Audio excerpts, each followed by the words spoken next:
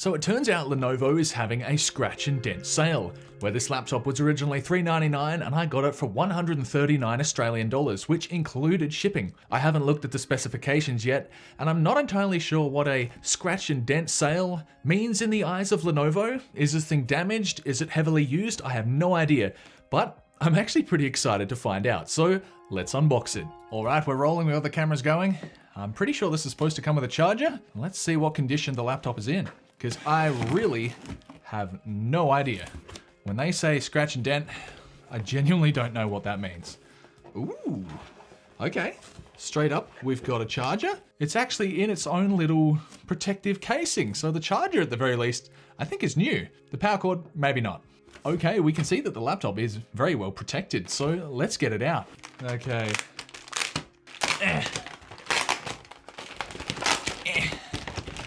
Ooh, here we go. Moment of truth. What have we got? Okay, this doesn't look too bad. Yeah? What do you got? Oh yeah, full-size SD card slot. Doesn't look too bad at all, so let's delve in deeper. This is the Lenovo Ideapad Slim 1i in very reasonable condition, which was manufactured in February of 2025, with the only damage being some very light scratching on the back casing. The cleanliness is also fairly good, just a tiny amount of dust on the display surface. Do we have any battery charge? Well, after pressing what I assumed was the power button multiple times, I guess it's completely flat. With the included power adapter attached, we finally get some signs of life, and the message preparing for automatic repair? Diagnosing your PC. Huh, well that's not exactly what you want to see on your first boot up. A short time later, I get a device couldn't be repaired notification. I guess I'll select exit and continue Windows. Now I get to enjoy the absolute dumpster fire that is setting up a new installation of Windows 11. I genuinely do not know how Microsoft can get away with this. It takes forever, the computer has to restart multiple times, you have to sign into a Microsoft account, they try to sell you on several subscriptions, and it took a whopping 54 minutes to finally reach the desktop. And after some time, I could find out what we're dealing with hardware-wise. Wow, 4 GB of RAM and we're running Windows 11. Good lord, that is not exactly ideal. With 42 GB of our solid-state drive already used, I removed any applications that I didn't deem necessary. With specifications this bad, it made me want to check just what is upgradable, and after removing the Torx screws on the base, the rear cover pops off to reveal surprisingly repairable and upgradable internals. There's room for a stick of DDR4 RAM and an M.2 NVMe SSD drive, which is quite nice to see. The 2-core, 2-thread Intel N40-500 doesn't even get a fan, and that being said, it's such a terrible processor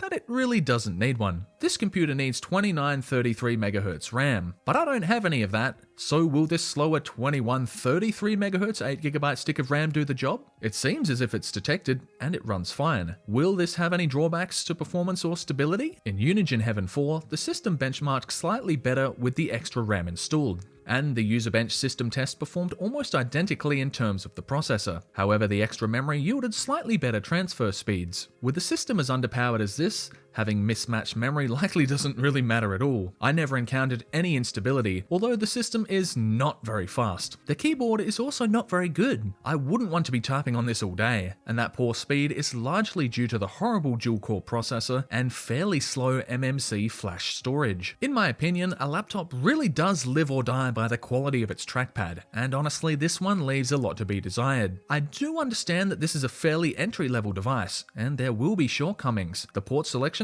is actually pretty decent though. There's even a full-size SD card slot and USB 2.0 in this day and age. The ergonomics are actually also pretty good, with a display that opens up almost 180 degrees. It's also surprisingly light, and while I wouldn't necessarily call it sturdy, I'd say this would get through student use quite easily. The keyboard deck does flex quite a bit, but that flexibility may help it survive a few drops and tumbles. I would not be scared to chuck this in a bag and take it with me. One reason I wouldn't want to take it with me though is because the display panel is truly horrible. Off-angle viewing is hideous, it isn't bright, and gamut coverage is abysmal. Outdoor usage is not really an option as a result. Thankfully, it does have enough power for web browsing and YouTube playback. How do the speakers fare? The specifications? I have no idea, so let's take a look. Honestly, while a bit tinny, they are definitely loud enough. Look, This laptop isn't going to be good for gaming, but it will run really old games surprisingly well. Battlefront 2 running at the native resolution and high graphical settings was excellent.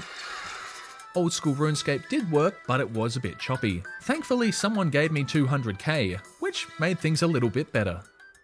Joining a Minecraft multiplayer server was actually pretty decent. With a few graphical tweaks, I got a very playable frame rate. So, for light gaming, a good time can still be had, even with the absolutely anemic hardware in this Lenovo. Windows 11 will surprisingly run some very old games without any issue. I had a lot of fun revisiting Monster Truck Madness 2.